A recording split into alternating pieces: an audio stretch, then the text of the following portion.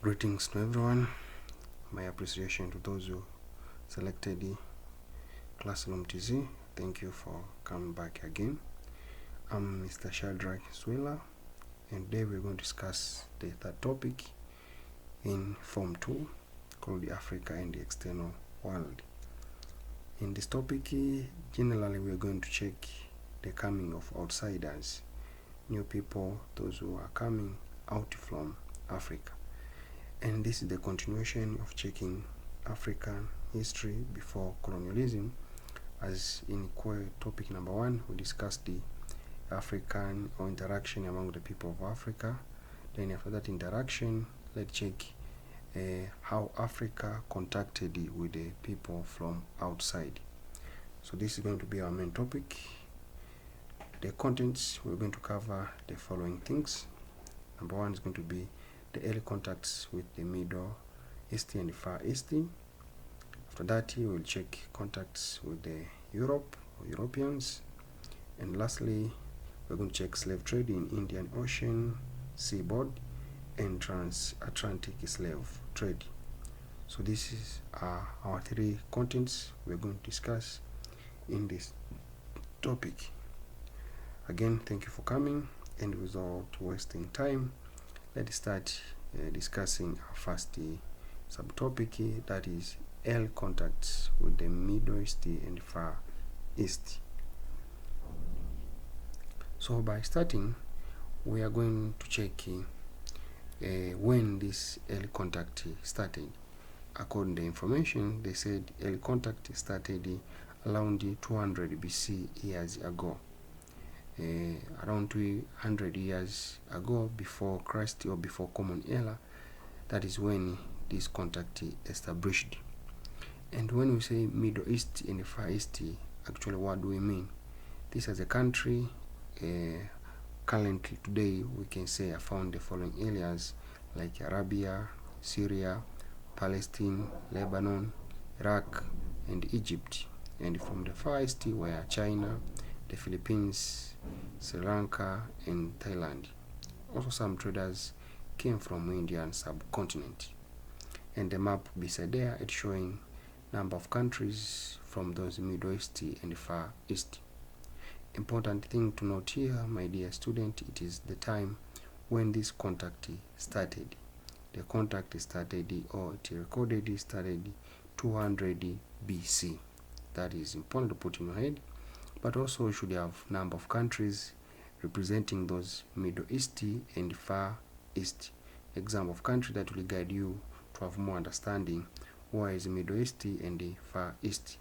And that map, that is a small map, will be good if you get the chance to check on the world map where this area is located currently, Middle East and Far East. But as I said at the beginning, put in your head or mark this, it started 200 BC, before Christ or before Common Era, BCE.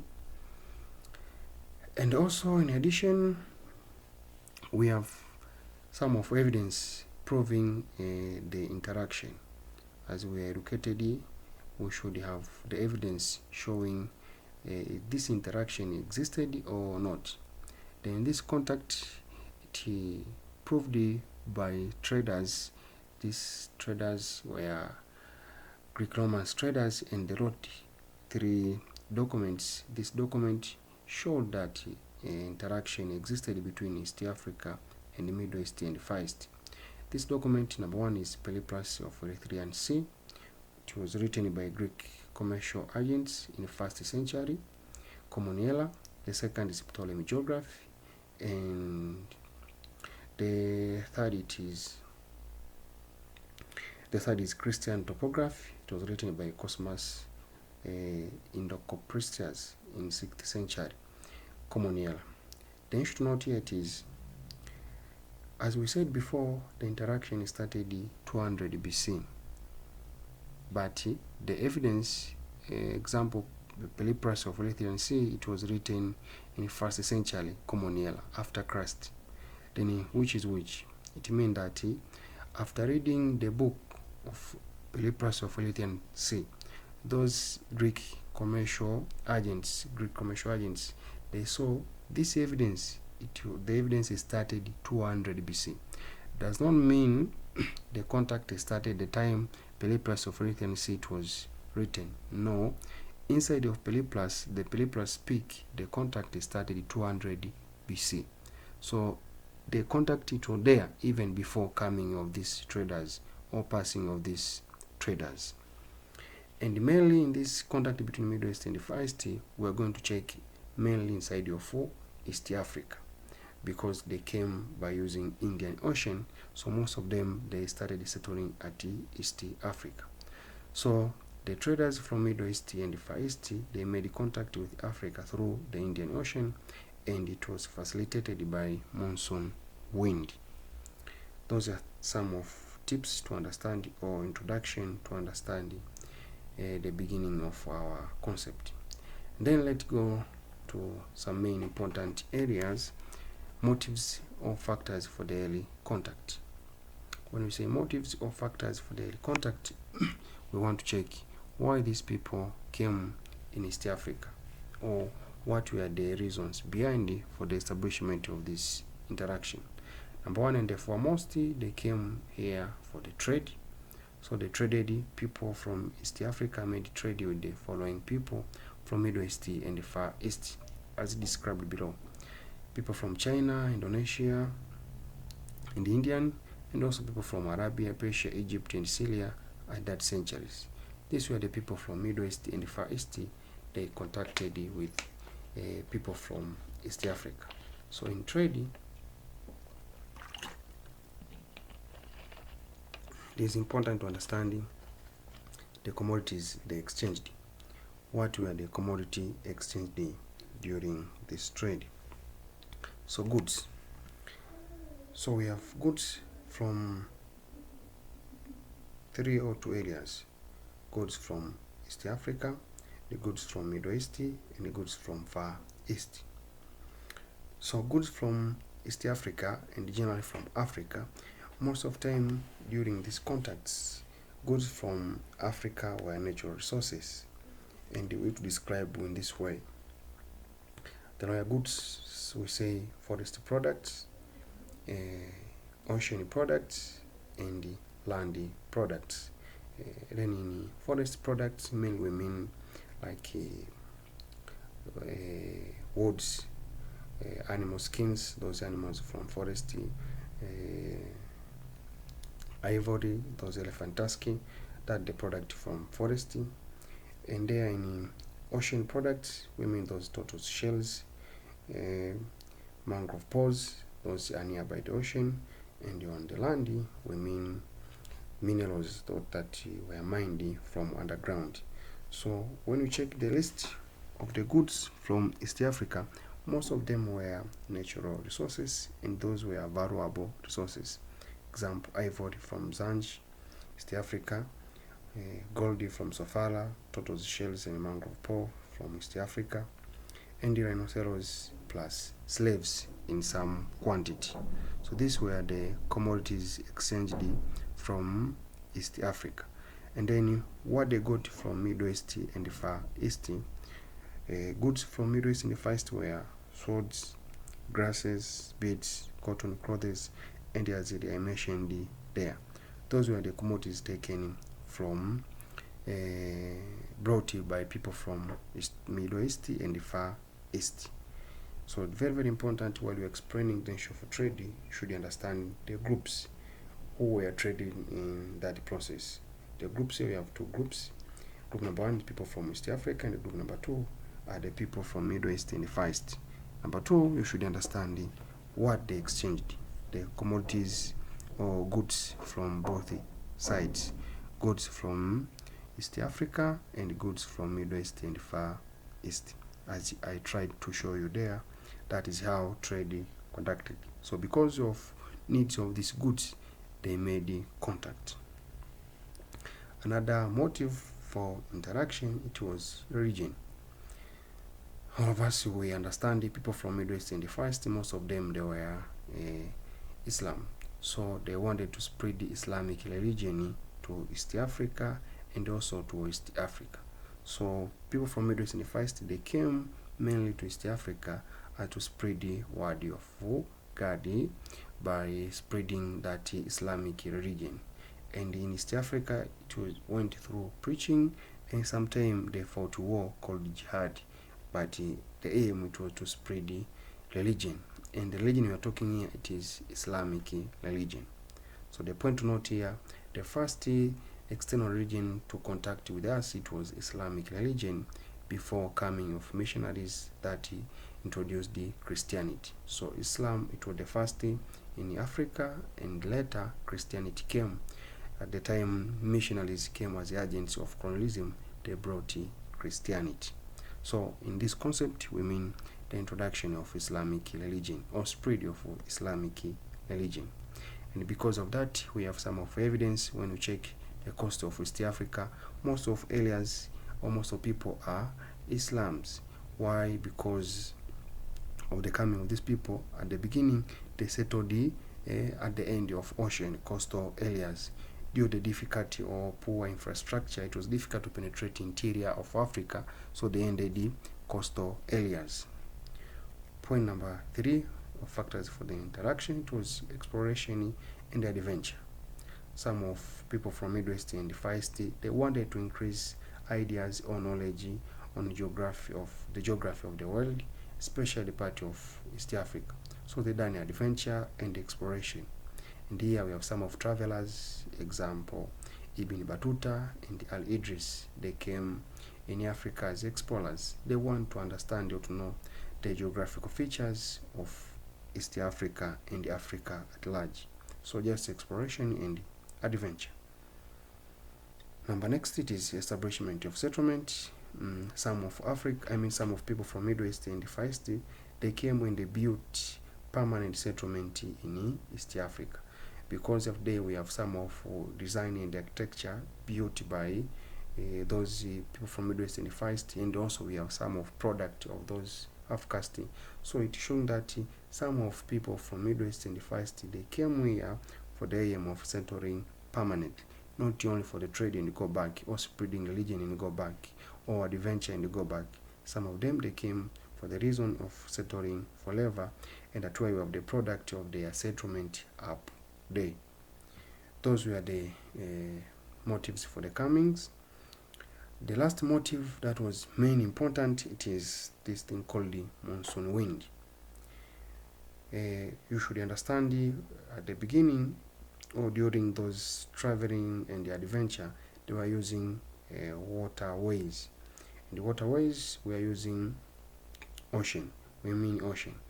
And at that time, they didn't discover the engine that can land their marine instrument or those ships. So they used something called the monsoon wind. Monsoon wind, this is the kind of wind blew on Indian Ocean into different time, into different direction. It is shown there on the map. Blue line is showing northeast monsoon wind, and it blew from Far East to East Africa, while black line is showing southeast monsoon wind, that is blew from East Africa to Far East. These two monsoon winds with these two directions, they blew in different time. So in that way, there is a time they use the northeast monsoon wind to travel from Far East to East Africa, and after certain time, as shown there, they go back to Far East by using southeast monsoon wind. So Roman 1, I said northeast monsoon wind, this was wind blew in November and April from north to east. So November and April, it is northeast monsoon. Northeast monsoon, that is black line, so from East Africa to Far East. So when they came back, or when they came to East Africa, from Far East to East Africa, they used the blue that is they used the blue that is northeast monsoon wind. So they came in Africa, in East Africa in April and in November. And when they went back, it is through southeast monsoon. Southeast monsoon, that is black line, they went back in Far East, and that it was October and May. So because of this different direction of monsoon wind, and that wind blew in different season, it enabled them to get the time time of coming in East Africa, doing their things, and go back to their place Far East and Middle East by using monsoon wind. This monsoon wind used to push their canoes from one place to another. Those were the motives for the contact between Middle East and the Far East. And then after that, it is social and economic effects of air contact.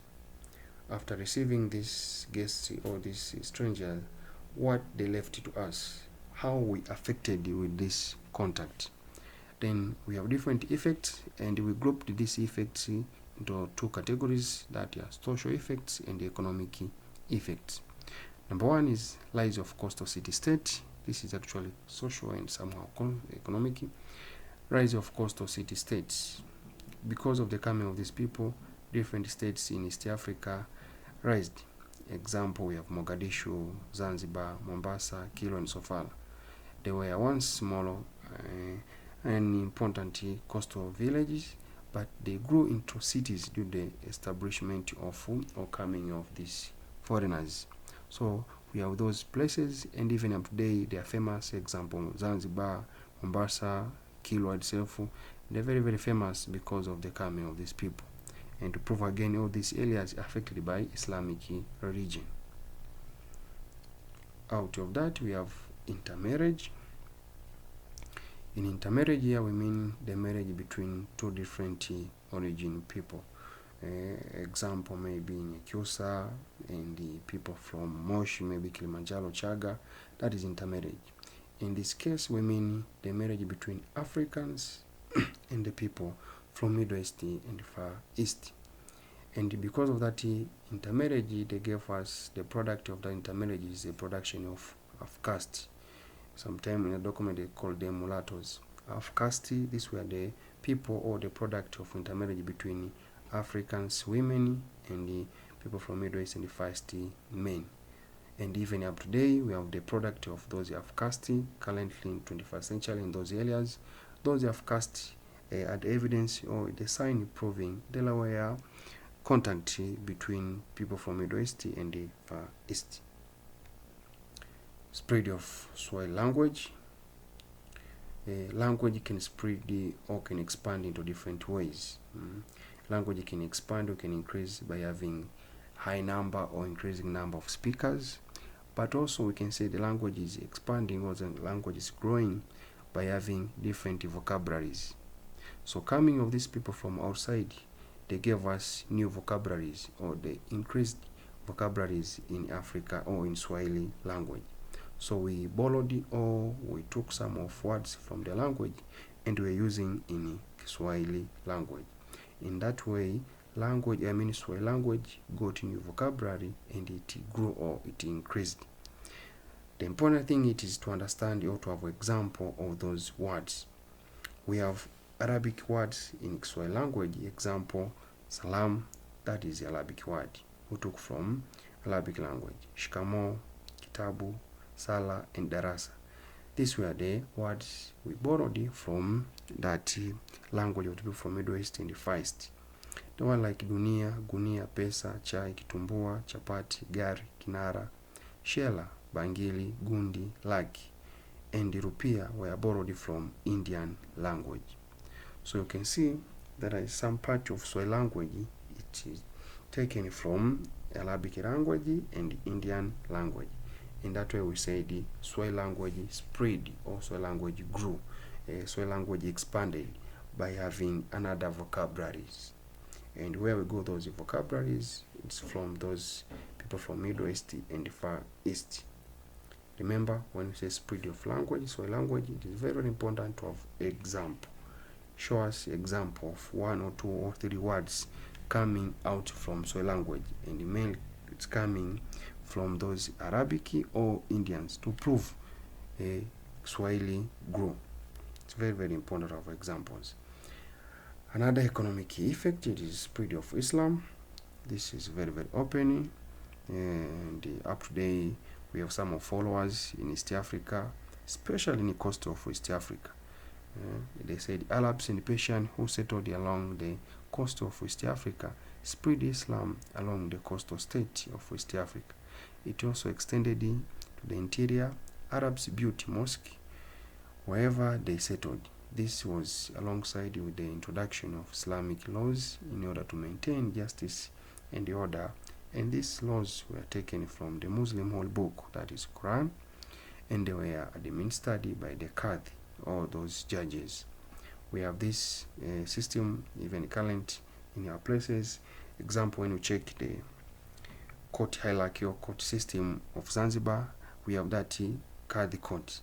Why we have that? It is the still effect of coming of these people from Middle East. In the first, they settled there in Zanzibar. So spread of Islam, those people from coastal areas, and there are some of interior, they got Islamic religion from Middle East and Far East. Again, I'm notifying you, remember, Christianity came after Islamic, and the Christian brought by missionaries as agents of colonialism. Another effect is architectural designs. Here in architectural designs, we mean building style of building houses. We got new style. Before coming of them, we had our own styles, building those flat houses into different tribes. We got different design of building depending on our tradition or our area where we are coming from. But coming of these people from outside, they gave us new building style. And up there we have that new building style, especially in coastal areas. We go to buildings in historical sites such as ruins of Kilwa, Kiswani, and Zanzibar. Here we mean new style of building houses, especially Arabic new style. To have or to see this design in different regions. Example, in Tanzania, we have those areas we used to call it Madukani, or we used to call it Warabuni. When you go those areas, you will find new different of houses compared to the design or the maps that we used to build in our local areas or in Uswahilini. So if you have the chance, you can go and visit those areas where Arabs are settling in large number in that place and check their designs and go back and relate to the place where Africans or Swahili people are settling. It is a different design. So we got that architecture design from them, and some of Africans are applying to build their houses by following the design from Arabs or people from Middle East and Far East. Next one, introduction of new style of dressing. And this is common, and up to date we are living this style. The people of Africa adopted new style of dressing from the foreigners. Example, those who are converted, they adopted the Islamic mode of dressing. This including the baiboy for women's, it's a long black lip for women's, kanzu, long white robe for men, veils for women's, and baragashea, small cap cape for men. So we have this new dressing style. It's very visible and very normal to coastal areas. When you go in Tanga, you may find women's in baiboy and the men in kanzu and baragashea. The same when you go some part of Dar es Salaam, mainly in Zanzibar, you check them. Coastal regions, you may see them. All that dressing style, we got it from the interaction between Middle East and the Far East. So generally, we can say cultural life of people of coastal Africa, especially in East Africa, coast of West Africa, it was affected much with this coming of Middle East and the Far East.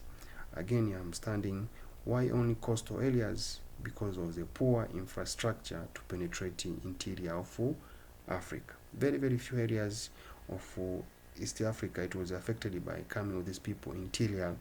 In those few areas, example in Tabora, Mende and Tabora, in Tanganyika. I don't know in Kenya where, but in Tanganyika we have some place there in Tabora. Somehow there is the effect of these people, Arabs. But mainly out of Tabora, the rest of place of Tanganyika, it was difficult to reach there because of poor infrastructure. That's why most of in our discussion we are mentioning coastal areas because it was nearby the Indian Ocean where these people reached the fast. By saying so, that is all about part 1, the contact between the Middle East and the Far East. Points to remember, it is where these people are coming from, when the contact started, motives for the contact or reasons for the contact, and effects for the contact. What were the results of this contact? And the example of those areas affected much in East Africa. In our case, we are talking much of coastal of East Africa. By saying that, we done the group number 1, that is the group from Middle East in the first state, that is the external world. The second group contacted with us in Africa, it was the people from Europe, Europeans. And here we mean Portuguese, Dutch, and the British. Portuguese, Dutch, and the British. These were the people contacted with us, the newcomers to Africa. And for today, let's check early contact between Africa and Europe. And here we mean the first group, which was Portugal. Portugal were the first one to contact with us in Africa.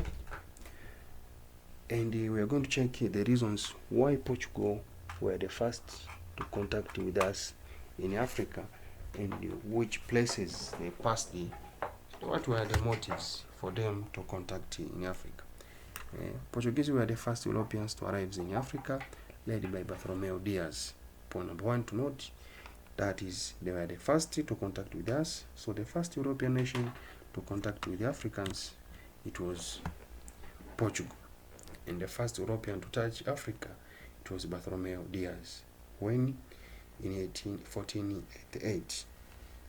And the first place to reach it was Cape of Good Hope in South Africa. Vasco da Gama reached it in 1498. Firstly, they established the relationship with the West African societies. They built Fort Elimina, Kesto, 1482, in coastal modern days called Ghana. And also in East Africa, they built Fort Jesus in Kenya, 1593. Some keynote here like this. The first European nation to contact with us before colonialism, it was Portugal. And the first Europeans to contact with us, it was Bartholomew Diaz. The first place to land, it was at the Cape of Good Hope. Why they came, we are going to check. Motive for the coming of Portugal. Why Portuguese came in Africa. The reasons for the contact. Number 1 and the foremost, the important reason, it is finding the sea route to India. Finding the sea route to India. Before looking for this sea route, Portuguese, they were trading with the people from India, and they used to pass up of Africa, that is at the Ottoman Empire, and that was land way. There's some of questions they were asking before discovering of Indian Ocean, or before discovering sea route to India. What method used by Portugal or Europeans to reach to India? It was land way, and that land way, it was through Ottoman Empire. So what happened? It reached the time Ottoman Empire imposed restrictions, some of conditions and the challenges for those who are passing under his empire. And that Ottoman, they wanted more taxes from those who are passing to India, and especially Europeans who are passing to India. So to solve that problem, Portuguese said, can't we have alternative to pass from Europe to India by using other way? So because of the restriction in Ottoman Empire, Portuguese decided to find sea route that they can travel from from Europe to India. And that's why they started passing from Atlantic Ocean, that is west side of Africa. They went up to South Africa, and later on they proceeded to East Africa up to India. So reason number 1 for the coming of Portuguese in Africa, they were looking sea route to India. So in the between where they are looking sea route to India, they discovered Africa and good environment area, good climatic condition. Some of them, they decided to settle and establishing empires, example in East Africa. Finding center for refueling their ship. It is common and normal in any adventure. Once we're using man-made objects, you need to have the place where you can repair your object of transportation. Example, let's say if you are traveling from Arusha to Dar es Salaam, you are passing Kilimanjaro and Tanga. You may reach somewhere, check your car. Yes, you are traveling by using car. Check your car, check the fuel, the tiles, and the other issues. So the concept is you are traveling from here, from Arusha to Dar es Salaam. But on the way, while you are repairing your car, you found there is Tanga. Then you are attracted with the environment of Tanga. So you are postponing while, instead of proceeding with your adventure to Dar es Salaam, you are settling there in Tanga. But what made you to settle in Tanga? It was because I was refueling or I was repairing my car. And then the same to these people, Portuguese. They were traveling to India, and because they were using ship, and actually because it's a long distance travel or adventure, they decided to get to a place where they can settle for a while and checking the condition of their ship. So the time they're checking the condition of their ship when refueling, they found the center East Africa, and they settled there. So the aim was to settle and refueling the ship. But after settling in the coast of West Africa, some of them, they went a few miles to interior and check what's going on. Then they found it is very profitable, good climatic condition, so they decided let's settle in East Africa. But still they have the aim to go there to India, and they are refueling their ship. Another issue, it is establishing of trading empire in the Far East. Portuguese, he admired or he wanted to control the profit trade of Far East. It was done by diverging the route between Asia and the Middle East, used the pass via Persia Gulf, the Red Sea, and the Indian Ocean. Then all locomotives from Far East and East Africa went to Portugal and the other part of Europe. That was the idea of Portuguese, to turn the direction of that trade between the Middle East, Far East, and East Africa. So all locomotives should go back to Europe. Developing geographical knowledge of Africa as normal. They were Europeans, they were new to these areas, so they wanted to increase the geographical knowledge of Africa. That's why they passed from West Africa, South Africa, up to East Africa into India. After developing man technology, Portuguese wanted to explore different parts of the world, including Africa. The same curiosity that Christopher Columbus had and he discovered the new world, the same to Portuguese. They want to explore more about Africa, especially by using seawater. Spreading Christianity. At the time, most of Africa's coast were affected by Islamic due to the coming of Arabs. Thus, Portuguese wanted to convert Arabs into Christianity. As we check the first part, coming of the people from Middle East and the Far East, they brought the Islamic religion. And these people were coming from Far East and Middle East. While the Portuguese passing from Europe, and those Europeans, most of them were Christianity, they found there's no Christianity in East Africa or in the coast of East Africa. So they wanted to plant seeds of spreading Christianity, so that's why they settled here in Africa. And the last one is searching for King Prester John. These were the rumors there in Europe, like there is someone called the King Prester John who used to convert people of Africa to be Christianity. So they went far from Africa, from Europe to Africa, looking for this Prester John, believing that this man, he was Europeans, and he came early in Africa to baptize or to convert those who were Muslim or Islams, be converted in Christianity. Although in reality, this man was not existed, but because of those rumors, they traveled looking for the King Prester John. These were the reasons or motives for the Portugal to settle in East Africa or in Africa. So let's check the effects of these people. Before looking for the effects, they said up to 1509, Portugal succeeded to conquer Mombasa, Kilwa, Malindi, Zanzibar, Pemba, Mafia, Sofala, Mogadishu, and Mozambique. Portugal rule in East Africa brought a number of effects as follows.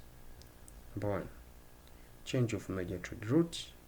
From beginning, it was from Middle East and Far East to East Africa, but the establishment of Portugal rule changed route from to Europe through Atlantic Ocean. So take a picture that is Africa, East Africa there is Indian Ocean, and West Africa there is the Atlantic Ocean. in Indian Ocean. That is where all major trade routes are coming from, first in the Middle East to East Africa. Arriving of Portuguese, they changed it. Instead from Middle East to East Africa, then it was from East Africa to Europe, or from Middle East to Europe by using Atlantic Ocean. So they accumulated everything from Middle East first, plus things from East Africa to Europe. Gold conflict, it was between Africa miners and the Portuguese on who will control the trade. The conflict led to the decline of towns like Kilwa, Bagamoyo, Sofala, and Lam. When Portugal settled in East Africa, they found indigenous doing gold trade, and Portugal attracted to that trade. So it led the conflict to find who will conquer or who will be a leader controlling those gold. And that led to the decline of some of towns like Kilwa, Bagamoyo, Sofala, and Lam. These towns were developing or grew because of gold trade. Introduction of new crops, coming of these new people from Europe, they came with some of crops they planted in Africa or in East Africa, and we're using those crops even up to date. Example, pineapple, it was a product from Portugal. Guavas, maize, cassava, tobacco, granite, and pawpaw, introduced by Portuguese. The case of maize and cassava became major staple food among Africans. We are using this even up to date. Very few of Africans know nothing about maize and cassava, but most of us, especially those who grew in rural areas, we are aware about maize. We transform the maize on different kind of food, like porridge, ugali, and the other kind of food. The same to cassava, we use the into different activities. So this maize and cassava is some of, we can say, little advantages we got from coming of Portugal, because they gave us these crops. The case of tobacco, some of our relatives, they were used to grow that as cash crops, and the same to granite, guava, pineapple as fruits. So these were the products, these were the crops brought by Portuguese to East Africa, and we are living that crops even up today. Another case, the destruction of properties. Coming of these people led the destruction of property because of the method used by Portuguese to conquer areas. Most of the time they applied the ambush and the harsh techniques to conquer the areas. So once we apply the force to take things, actually destruction will be part of the effect. So they destroy the villages, they destroy the houses and the farms in order to conquer East Africa. Decline of coastal city-states, examples of Sofala and Kilwa, decline because of these people. Remember, these towns grew because it was developed areas because of the coming of people from Midwest and the Far East. Coming of Portugal, they found already Sofala and Kilwa developed the town, but their coming led to the decline of Sofala and Kilwa. Building of forts, we have the effect example Kilwa forts in 1505 in Kilwa present day in Tanzania, and Fort Jesus at Mombasa in 1592 to 1596 there in Kenya. Exploitation of African resources. Most of natural resources were taken by Portugal at the order of their King John II to correct wealth for their nations. Remember, at that time Portugal was referred as the poorest nation in Europe. So King John used force to correct natural resources to increase or to rise the economic status of his country. Rise and spread of Kiswahili. Again, as we check the impact of coming of people from Middle East and the Far East, they give us new words. Also here, coming of Portugal, they left with new words to us. Example of the word called karata, pera, bendera, and mvinho. These were Portuguese words, and they were taken from there and included to Swahili language. So again, rise and spread of Kiswahili by adding new vocabularies in the language. Which vocabularies? We have karata, pera, bendera, and mvinho. Be careful not to confuse with those words from India and the Arabs. So those were the effects of Portugal in East Africa. Unfortunately, Portugal Empire collapsed in East Africa. Portugal Empire ended in East Africa. That's why we're going to check there in Form 3, Portugal coming again second time as colonialist. Although they were the first in Africa, but they failed to conquer colonies or to establish full colonialism at that time. So it collapsed. Then let's check the reasons for the collapse of that Portugal rules in East Africa. Number one, due to the poor climatic condition, especially tropical diseases, they failed to maintain those diseases. Portuguese rule came to an end in East Africa because they were suffered from tropical diseases, example malaria, which killed the Portuguese to the large extent, and most of them were physically weakened, which made them to fail to stand still for the long period of fighting. That was a benefit or point of winning to black race. We used to those malaria, we never killed much with those tropical diseases. Due to the constant resistances coming of these people, they created a lot of resistance to the indigenous. And here we are talking about almost like two groups. Coming of Portugal, they found there is Arabs who created contact with the Africans, and they are living peaceful. Out of Arabs, there are those Africans themselves for origin, those blacks, they are living there. So it was the resistance between Arabs, Africans against Portugal. So because of this constant resistance, it weakened the power or the strength of Portugal, and at the end Portugal collapsed. It said African local people, Arabs and their fellow Europeans, example, Turkey under Commander Amili Ali Bey attacked the coast of West Africa in 1588. Also the Syrians attacked were in 1622. In 1697, the Ottomans were strong enough to surround Fort Jesus, but the Portuguese refused to surrender. On 12 December 1698, Arabs were able to break into Fort Jesus, and this marked the end of Portuguese rule in East Africa. So Fort Jesus was declined. It declined in 1698. Here we mentioned the Turkic people, the commander called the Amili Ali Bey. This person was from Turkey, and he supported the Society of East Africa by fighting against the Portuguese. So they got support from Turkey under Commander Amili Ali Bey. This commander Amiri Ali Bey, they used to ask in multiple choices, Turkish commander who helped the Society of West Africa to end the Portugal rule. It's called the Amili Ali Bey.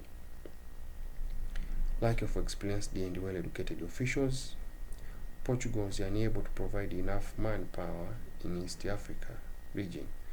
Also, there were a few number of soldiers to support the empire, as well as, despite of having few officials in the coastal, but those few officials were harsh, corrupt, ruthless, and inefficient for their duties.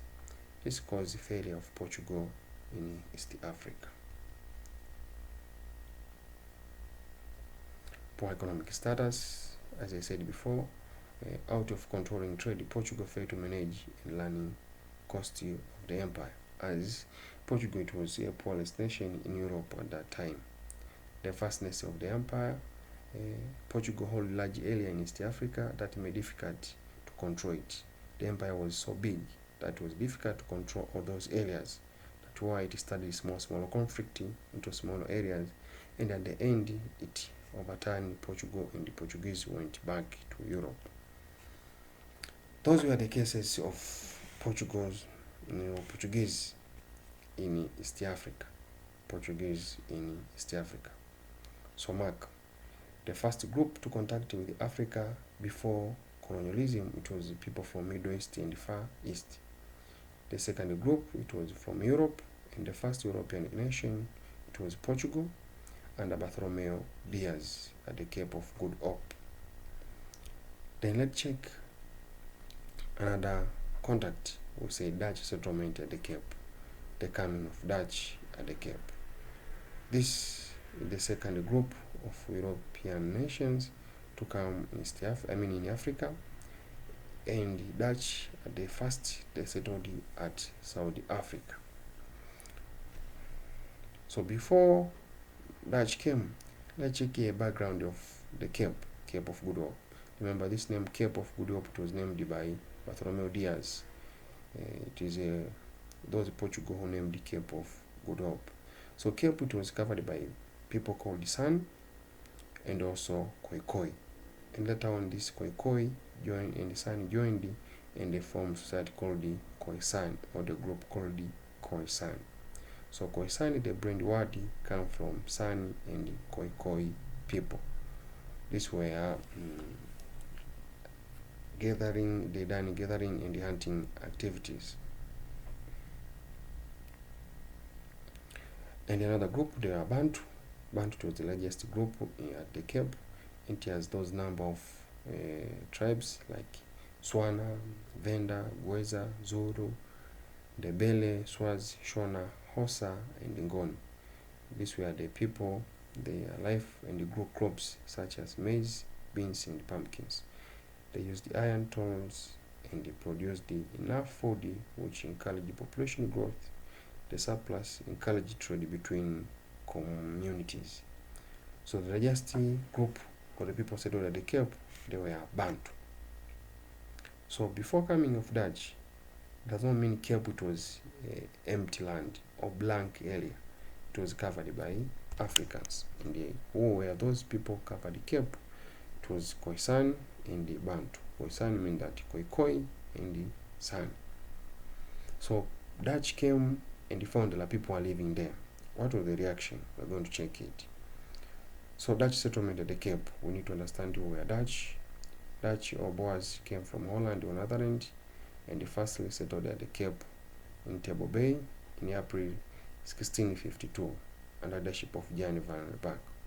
So note here, Dutch landed in Africa in 1652, while Portugal landed in Africa in 1492 by Bartholomew Diaz. So there is a number of years of different year between the coming of Portugal and the Dutch.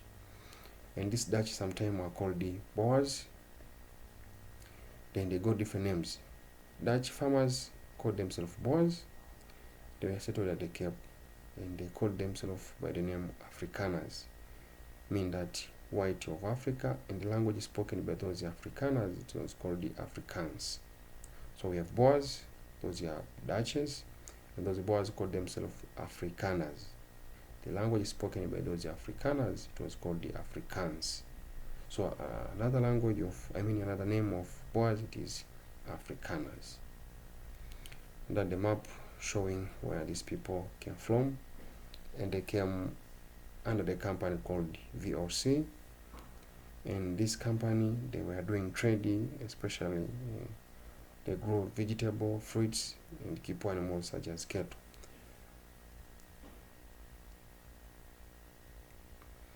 So let's check why Dutch settled at the Cape. The same as we discussed why people from Midwest in the first to East Africa, why Portugal in East Africa, and then we should have the big why again for Dutch at the Cape. Number one, good position for mechanical maintenance of their ship from Netherlands to Africa by using the Atlantic Ocean. Cape was the first place to land in Africa. That they selected it as a place for repairing their ship, like fueling them. So that was the first point to reach in Africa when they were coming from Europe. Climatic support. Cape has good climatic condition that cannot cause health problem to Dutch people that they settled at the Cape. It's very important to have good climatic condition that is rating or is supporting their healthy status. Vegetable production at the Cape, due to the demand of vegetable for their business in Dutch East India Company, that is VOC or VOC, they decided to conduct vegetable production at the Cape. Need of controlling Indian Ocean trade. Dutch wanted to monopolize all trade activities done on Indian Ocean from Saudi Africa to East Africa, up to India, Middle East, and the Far East. Thus, to accomplish the mission, it was important to settle at the Cape. Availability of resources for trade out of good condition for vegetable. Also, there were other natural resources like mineral, ocean products, and forestry products. So because of all these reasons, made Dutch to settle at the Cape. I'm sure we are together up there, my dear students.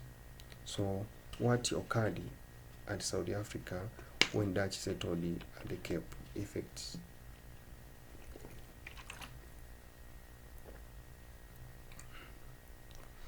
of Dutch settlement at the Cape. So here in the effects, number one is enslavement of Africans. When Dutch came at the Cape, they started doing agricultural activities, domestication of animals, and the crop cultivation. This nature of work needed high labor power, and because of them they were few, and the whites are not used in those physical work, so they started enslaving Africans as their laborers to the different works. So most of Africans became slaves to the Dutch farms of the Boers. But all displacement of African people, coming of Dutch created difficult atmosphere to the indigenous of the Cape due to the need of land and use of force. Some Africans left the place, like Ngoni people who migrate to Central and East Africa.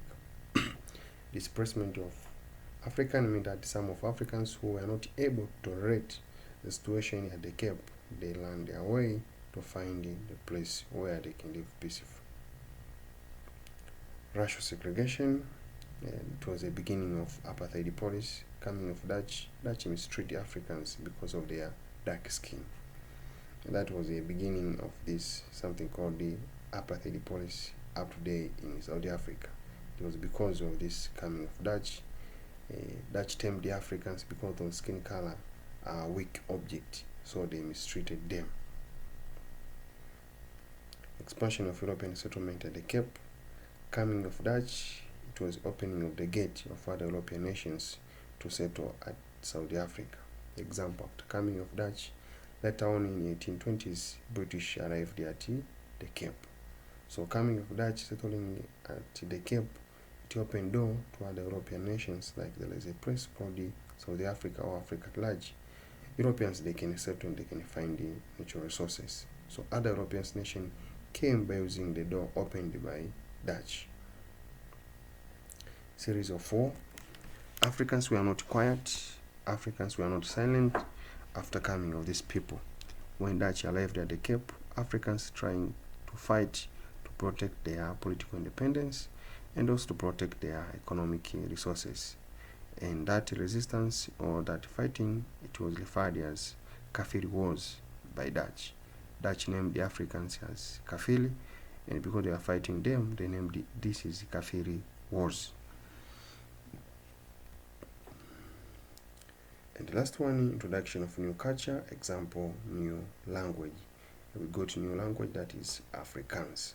We got new culture, and that new culture, we have the element of culture called language, and the language we got, it was called the Afrikaans. After that, coming of these people lived the lives of, or somehow it increased the sense or the tension in South Africa, and did the concept of something called the Mfekane War. So someone will check what is Mfekane War, causes of Mfekane War, and some of the effects of Mfekane War in South Africa. And there in the causes we'll see the connection between Mfekane War and the coming of Dutch. Mfekane is an Nguni word which means crashing, and it was used by Nguni to describe the violent wars that tore part in Central and Southern Africa between 1820 to 1835. So it was the war occurred at that time, 1820 to 1835. It means the time of crashing, time of turmoil in South Africa. The Second War referred to the period of political disruption and population migration in South Africa to other areas during 1820s and the 1830s. Europeans called Mfecane as War of Calamity. By 1825, 2.5 million staring homeless people wandered about Saudi Africa looking for respite. Participated by these societies, Ngwane, Ndwandwe, and Mthethwa. So after checking the year, the participants, and the place, these causes of Mfecane War. Number one, Shaka expansion policy. Once Shaka became to the power, he started attacking weak societies, or conquering weak societies or neighbors to increase the size of his territory. Because of that, other societies also reacted back to Shaka, and hence it led to the Mfecane War. But the main cause was the expansion or the desire of Shaka to increase the size of his territory.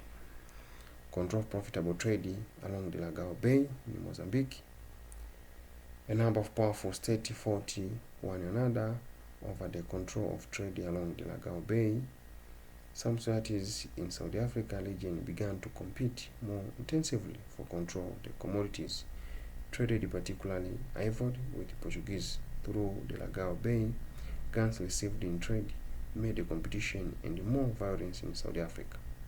So this Lagao Bay, although it's found in Mozambique, but it was under the control of South African societies. And then in Mozambique, they traded with the Portuguese. Portuguese used to trade with the people in Africa by exchanging with natural resources and the guns. So those guns used as weapons or catalysts to increase the violence in Mfecane or in South Africa. So they want to know how to get who will be the top, who will be the boss going to control the Lagao Bay, because it was a profitable trade center. Intensive competition for the land in South Africa. In South Africa, they are growing maize bought by Portuguese. Then after growing maize, they got plenty of food, and they having enough food, population increased. And then fortunately, while population increased, the land is still limited in direct proportion. Still the land not increasing. So what are we doing? It lead to the quarrel or conflict. Naturally, just need to find those who will be strong and will control land. And because of that, Ngoni seems to be weak. They run away from South Africa to East Africa and Central Africa. Advancement of Boers to the interior of South Africa. Here is where we see the connection between Boers, coming of Boers and in Mfecane War. Boers trek from Cape to the interior of South Africa, and when they trek to the interior of South Africa, they found the Africans indigenous, and there they created the conflict. Again, the case of land. Who will get fertile soil? Who will get the land? Population pressure, increase of population. The food produced from maize influenced the more birth among the communities. That resulted in the need of land in the area for grazing their cattle. Cattle increased significantly. As a result of young men could acquire cattle easily to provide the bride wealth for their wives. This led the more young men to have more than one wife, which led the population increase. So we have cattle, we can pay bride price. After paying bride price, they got wives, and they have more than one wife, polygamy. So having more than one wife lead the increase of population, and this population increase, still the land it was limited. Those were the causes of Mfecane War, and shortly we can check the effects of Mfecane War. We have social effect. Number one, the population. Whenever people are fighting, actually there are some people who are going down. Those who are going down lead the depopulation. Displacement of societies or movement of society from one place to another. Example, Ndwandwe and Ngwane moved toward North and South Africa, and Ngoni people moved to Central and East Africa. Deculturalization and family separation. People are separated from their origin. Families, traditions, and customs broke up because people at the same societies never met again due to death, and they have moved to the new areas of new societies.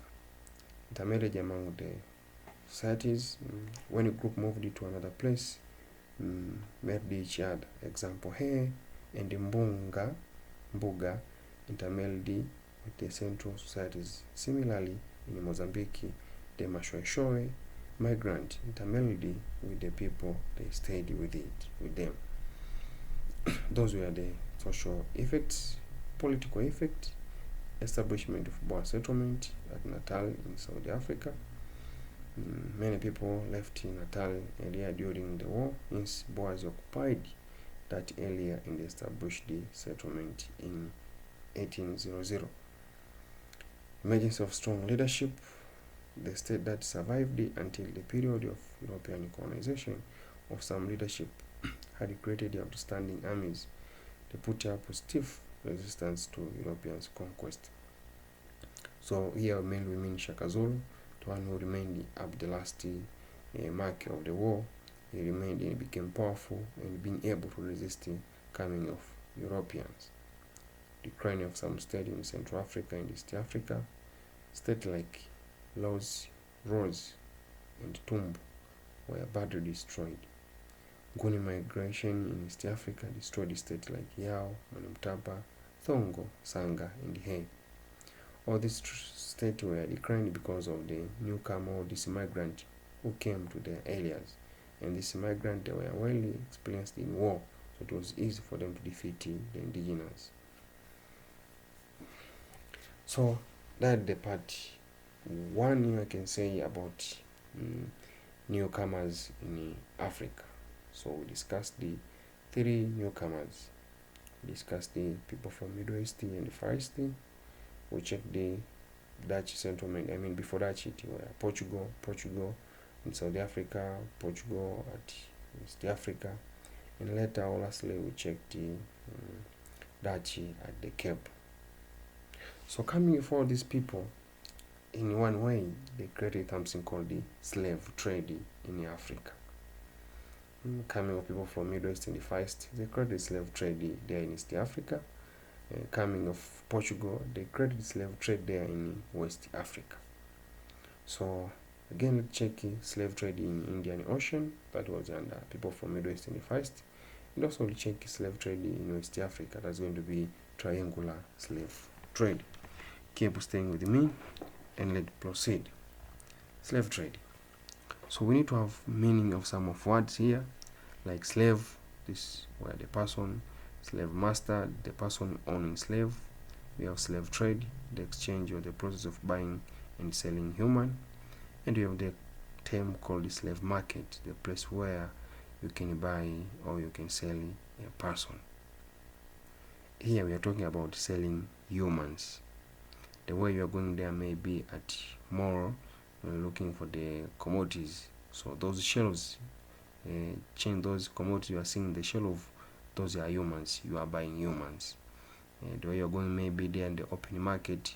Check people are selling commodities. That is how our great grandfathers they were sold. So we have the term slave, the person owned by another person as a tool of production. Slave master, the person owning the tool of production or own the slave. Slave trade, the system of buying or the process of buying and selling human. And slave market, the place where you can buy human or you can sell human.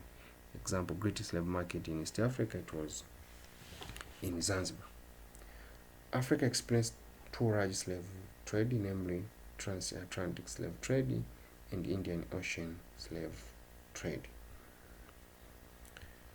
Let's check East Africa slave trade, that is Indian Ocean slave trade.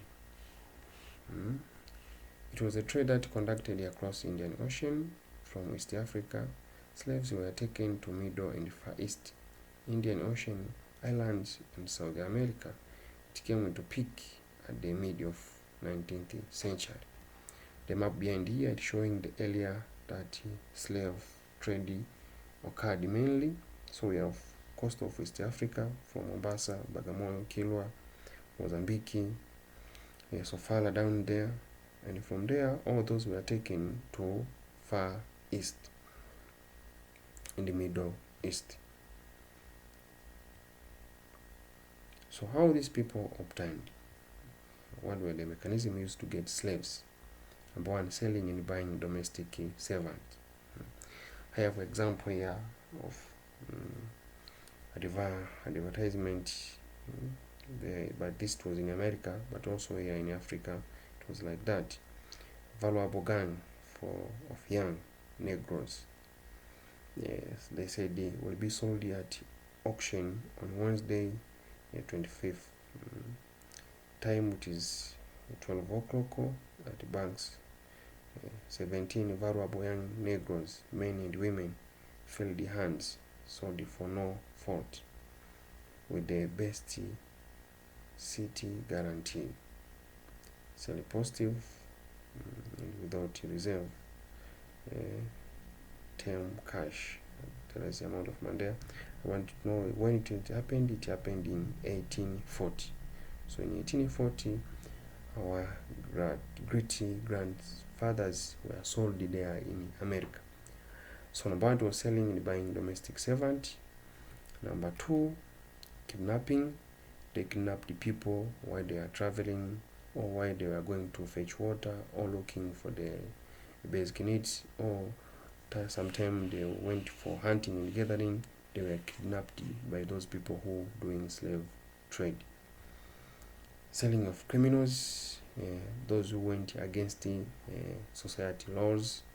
Example, those who were thieves, those who failed to pay debt, those who failed to pay tax. All of them, they were criminals. They were sold as slaves.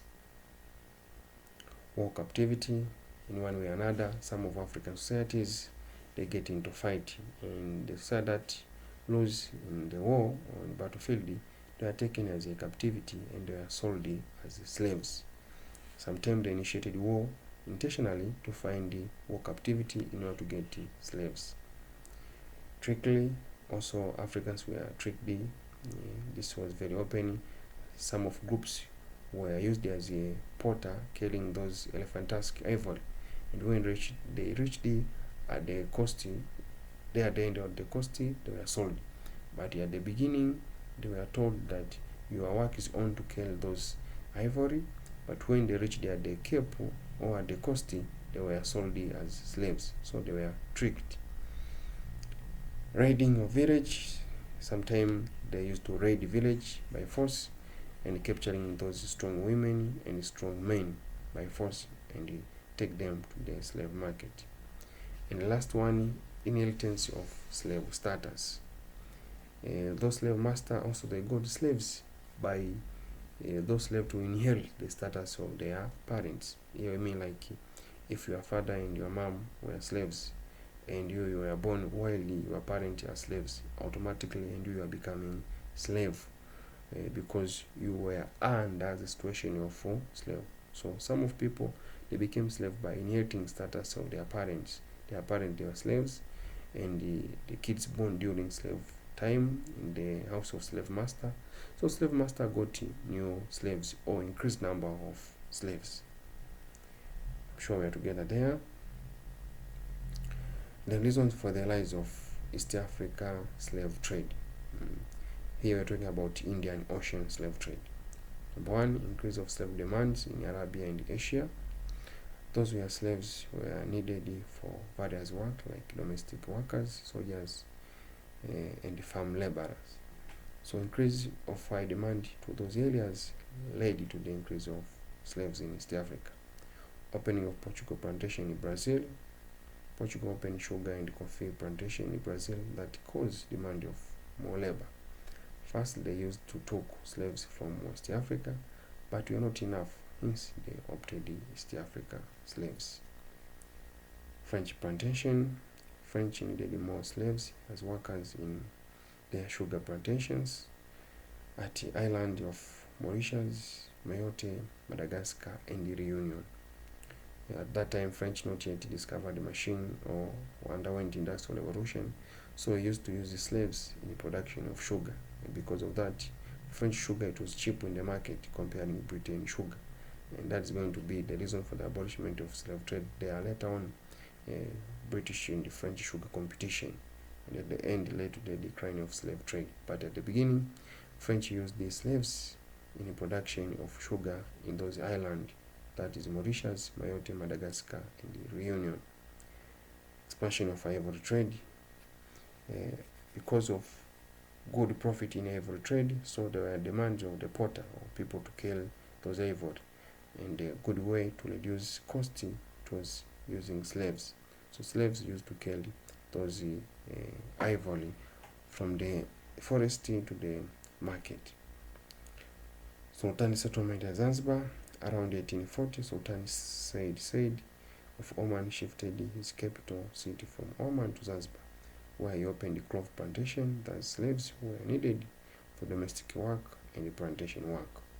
So this man he opened cloth plantation and also coconut plantation in Zanzibar, and also he demanded the workers as a domestic workers.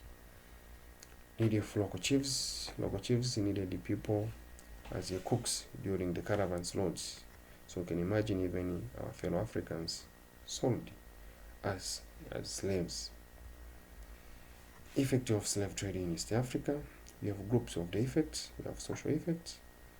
Example of social effect is spread of Islamic in East Africa. People from Middle East and the Far East, out of doing those slave trade, also they spread the Islamic religion. Intermarriage, as we check the effect of people from Middle East and the Far East, some of them are the same way. Even in intermarriage, we got those of caste.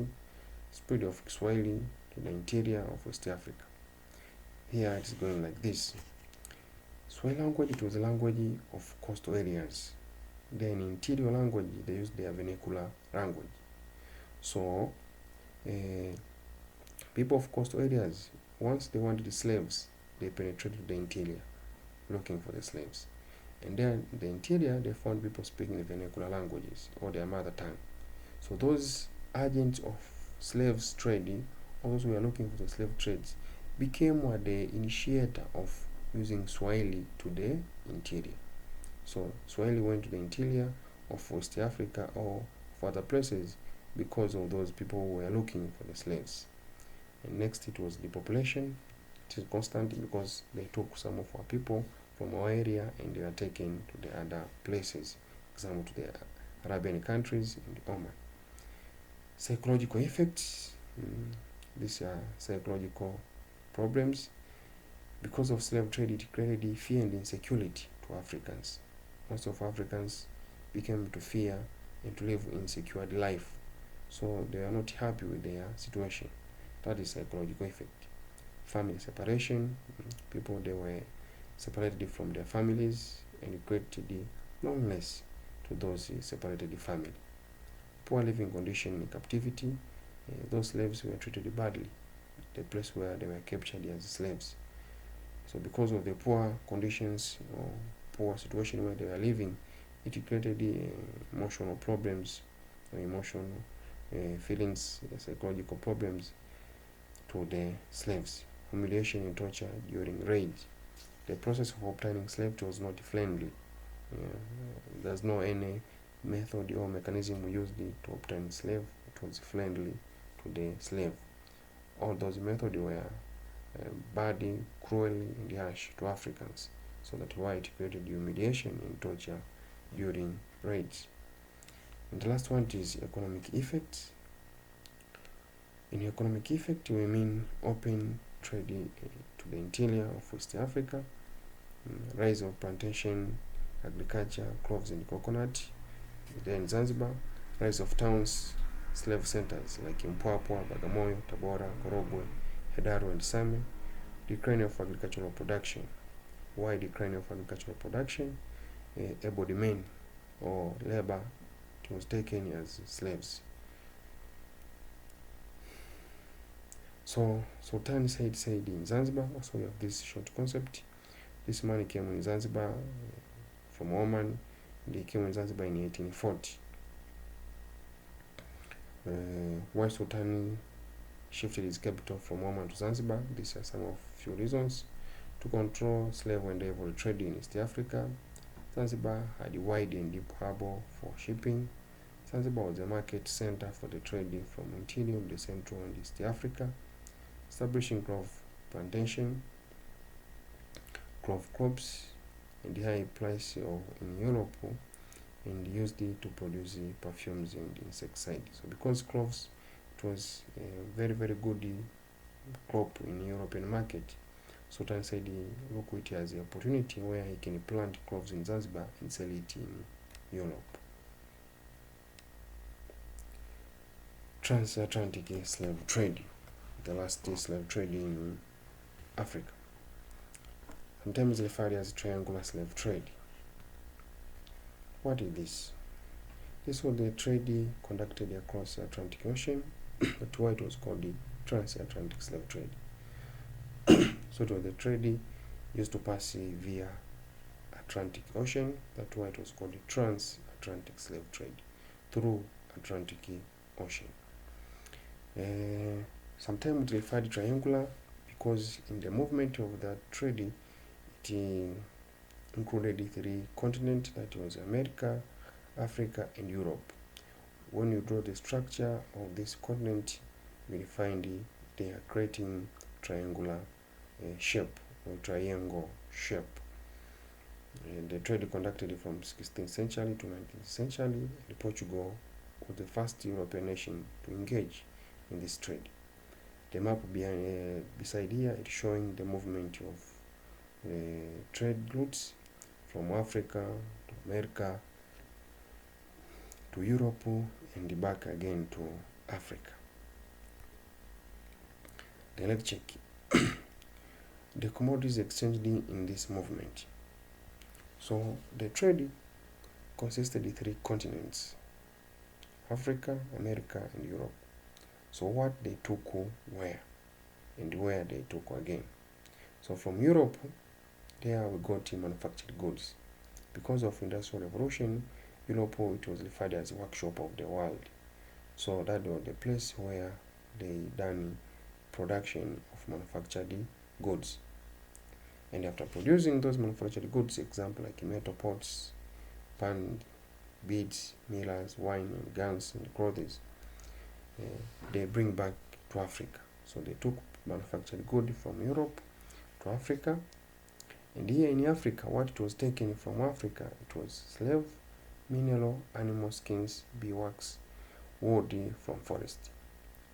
It was like this. Slaves were taken from another place, but other valuable commodities like minerals, animal skins, beeswax, it was taken back to Europe. The exchange between those valuable natural resources from Africa against those non-valuable things. You can imagine you're exchanging miller against mineral, wine against wooden forest, wine against the animal skin. It was an equal exchange. And what they took from America, in America slaves went there, and because slaves went in America, they produced cashew crops that were cotton, tobacco, and sugarcane and coffee as a raw material for Europeans. So we can redraw again, or we can check here these directions. So in any arrow example, start from Europe to Africa, it was manufactured goods. And those manufactured goods reached mainly in West Africa. So from Africa and mainly in South Africa, in East Africa, West Africa to America, they took enslaved Africans up the Caribbean islands. Then from there Caribbean islands to Europe, they took raw material like sugar, cotton, and tobacco. That was a movement of transatlantic slave trade. Please do not confuse with that word trans-Saharan. All of them they start with trans, but we have trans-Saharan, that is between North Africa and West Africa.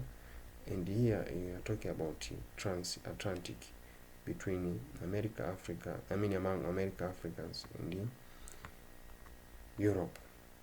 Factor for the rise of triangular slave trade. Why triangular slave trade? Number one, accessibility between America and West Africa. It was very easy to reach to Africa, especially in West Africa, when you are coming from America. And why from America? Discovery of marine technology. They were using land route, waterway or sea route, so they need marine. After discovering marine technology, being able to float on the ocean, it facilitated or it increased the flow of slaves from one place to another because they were able to kill them. Discovery of New World, that is America. Discovery of America, it was the reason of having that slave trade. After discovering America, it was very potential fertile area. That's where they used to produce cash crops. So it was difficult to use those indigenous Americans. Those were lady Indies. They were weak in disease. They are not resisting diseases and the difficult situation. So that's why they opted the Africans. Profitability of the trade, it was much profitable comparing any trade during that time that white existed, selling human.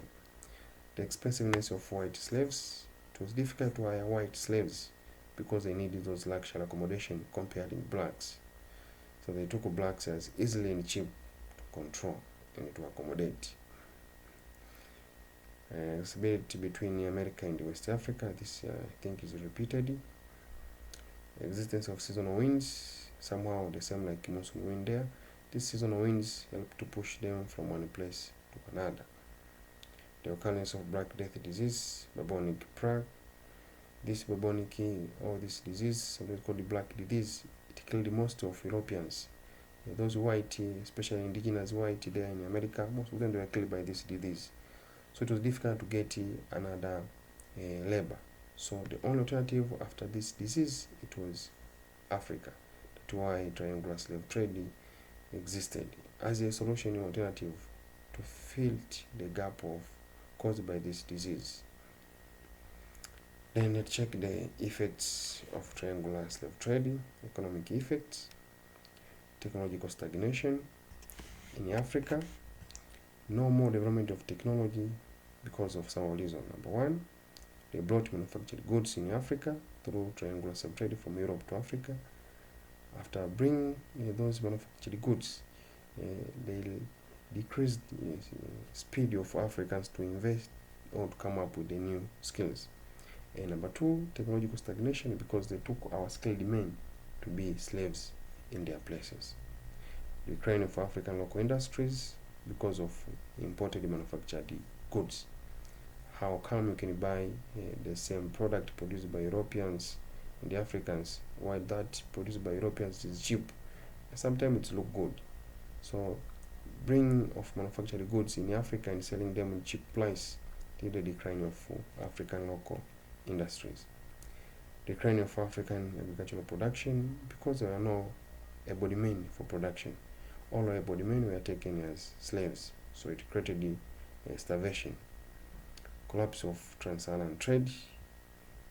When transatlantic slave trade introduced, some of traders who were doing transatlantic trade, it seems transatlantic is not more profitable than Atlantic. So they learned to Atlantic and stop doing transatlantic because Atlantic slave trade it is more profitable than trans-Saharan. Exploitation of African resources, here I mean an equal exchange. They gave us non-valuable items and we gave them valuable items. That was exploitation, unequal exchange.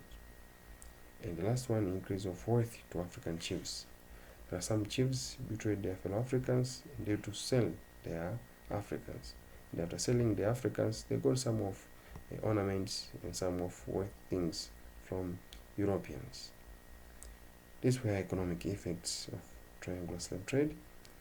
Social effects, insecurity and fear, the population, as we check there in Indian Ocean trade, separation of families, creation of sense of inferiority to Africans, because most of the area where Africans went or see, they saw only Africans are treated as slaves. They never saw Europeans or white people treated as slaves. In that way, it created the sense like, it's only Africans who are supposed to be slaves. So they kept when they go in that sense like, as Africans, we are slaves. Because in most cases, they found only Africans are treated as slaves. So made the Africans to be inferior before whites. Ethnic conflicts. This ethnic conflict started because of the issue of getting slaves to get war captivity. So different ethnic groups fought to get war captivity. And the last one, dehumanization and humiliation of African. It was not humanity, the way those slaves were treated, especially the way they were transported, the way they were arranged on that in that ship, lack of sanitation service, lack of food. Some of them, they tried even to jump to the Atlantic Ocean. It was better to be eaten by shark and not to experience those brutality and the harshness done by Europeans to Africans. So it was humiliation and dehumanization, and because of that, it created insecurity to Africans. Political effects. The trade led the rise of state. In the political effect, we have only two: rise of state, decline of state. While the other state rise because of capturing or captivity, other state declined because it was captured. So we have Oyo and the Benin, Dahomey and the Asante. They were the state rise because of the slave trade. At the same time, because of trans-Saharan trade, it led the decline of some states which invaded by strong empire in order to get slaves, such Fante, declining after attack by Asante. These were the effects of transatlantic slave trade. By saying so, thank you for watching. See me in the next topic, industrial capitalism. Then industrial capitalism, we are going to connect and we're going to check how slave trade it was abolished, the coming of British at South Africa, and that will be the end of Form 2. Again, I'm Shadrach Swiller. Ciao.